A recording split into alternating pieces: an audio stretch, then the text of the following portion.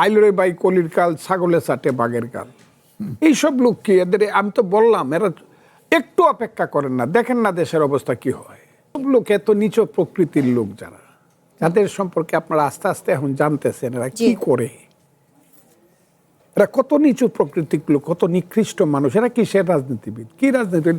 ওয়াজ করে বেড়াইতো, বেড়ায় মানুষ টাকা দিলে এগুলা তুলিয়া খাইতো।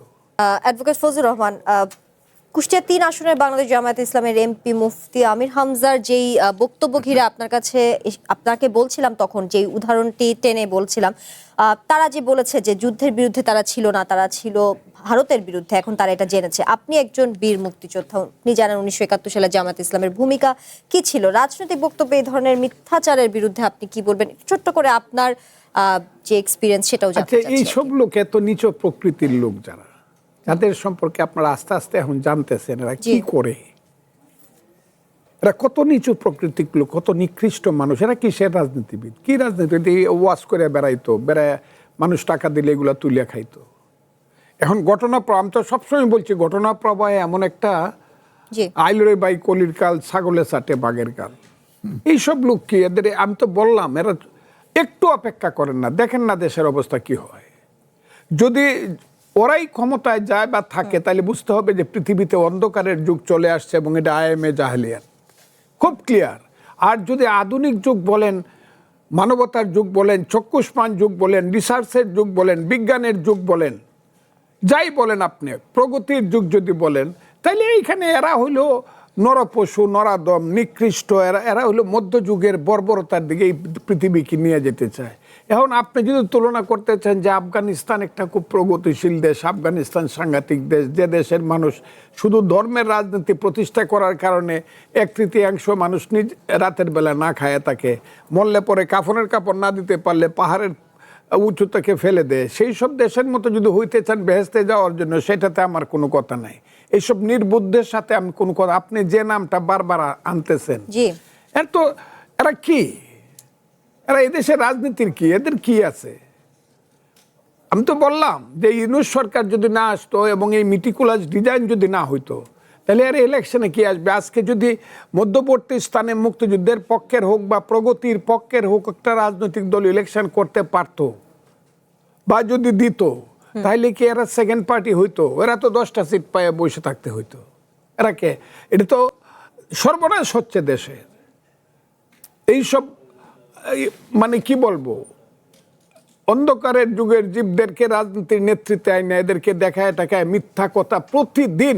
এত অসত্য মিথ্যা কথা পৃথিবীতে কোন রাজনৈতিক দলের নেতা কর্মী বলতে পারে? এই যে আমি আজকে কথা বলতেছি, আপনি ইউটিউব খুললে দেখবেন আমার 14 পুরুষকে কত গালি দেয়, যেগুলো সহ্য করার মতো না। তারপর আমি সহ্য করে বসে থেকে এই কারণে যে না, আমাকে লড়াইটা করেই যেতে হবে এইসব বর্বরদের বিরুদ্ধে।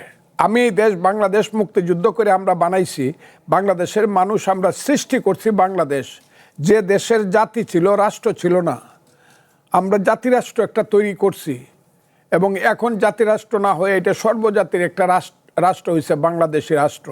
সেই রাষ্ট্রটাকে আমরা বর্বরদের হাতে, মধ্যযুগীয় বর্বর এবং স্বাধীনতা বিরোধী শক্তি যারা এক সময় আমার দেশকে আগুনে পুড়ে ছারখার করে দিয়েছে, যারা আমার দেশের সমস্ত বুদ্ধিজীবীদেরকে হত্যা করার জন্য প্রায় শত শত বুদ্ধিজীবীদেরকে হত্যা করেছে, এদের কথা বারবার জিজ্ঞাসা করলে এই জিনিসটা থাকবে না, এটা আসবে। আমি আপনাকে বলি, 1400 বছর আগে, এটা বোধহয় 680 খ্রিস্টাব্দে, আমাদের দিনের নবী হজরত মুহাম্মদ সাল্লাল্লাহু আলাইহি সাল্লামের ছোট নাতি ইমাম হুসেনকে হত্যা করেছিল ইয়াজিদ, মাবিয়ার ছেলে।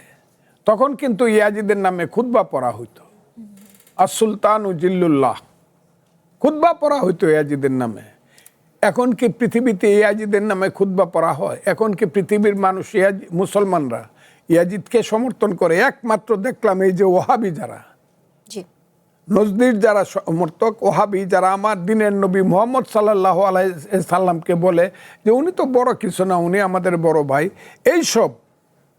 এইসব ওহাবিরা ছাড়া আর পৃথিবীর সমস্ত মানুষ বিশ্বাস করে যে সত্যের জন্য, ন্যায়ের জন্য, ধর্ম রক্ষার জন্য, আল্লাহ রসুলের সব কিছুকে প্রোটেকশন দেওয়ার জন্য কারবালার ময়দানে আমাদের দিনের নবী হজরত মুহাম্মদ সাল্লাল্লাহু আলাইহি সাল্লামের দৌহিত্র ইমাম হুসেন এবং উনি আমাদের এখন আপনি পৃথিবীতে মুসলমানদের মধ্যে জিজ্ঞাসা করেন কে ইসলাম প্রেমিক, এটা নিশ্চিন্তে সবাই বলবে একদম 100% যে ইমাম হুসেন হল ইসলাম প্রেমিক বা আল্লাহ প্রেমিক বা নবী প্রেমিক। আপনি এই যে 1757 সনে সিরাজউদ্দৌলাকে হত্যা করাইল মীর জাফর লর্ড ক্লাইভের সঙ্গে যুক্ত হইয়া তার বিশ্বাসঘাতকতার মাধ্যমে 100 বছর অর্থাৎ 1897 সন পর্যন্ত 1857 সন পর্যন্ত যেটাকে সিপাহী বিপ্লব বলা হয় সেই পর্যন্ত কিন্তু মানুষ বলতো মীর জাফর দেশপ্রেমিক, সিরাজউদ্দৌলা বিশ্বাসঘাতক। কিন্তু 1857 সনের পরে প্রতিষ্ঠিত হইল না, যারা ব্রিটিশের কাছে ষড়যন্ত্র করে দেশ দিয়েছে তারা কোনোদিন দেশপ্রেমিক হইতে পারে না। মীর জাফর বিশ্বাসঘাতক, সিরাজউদ্দৌলাই ছিল দেশপ্রেমিক। আজকে এটা প্রতিষ্ঠিত বাঙালিকে জিজ্ঞাসা করেন কে দেশপ্রেমিক, মীর জাফর। এবং এটা প্রতিষ্ঠিত হবে যে এই শক্তি, স্বাধীনতার শক্তি যারা 71 যুদ্ধ করছে তারাই দেশপ্রেমিক, মহাপ্রেমিক, আর যারা স্বাধীনতার বিরুদ্ধে ছিল তারাই হলো মীর জাফরের সন্তান এবং তাদেরই প্রতিনিধি আজকে জামাতে ইসলাম।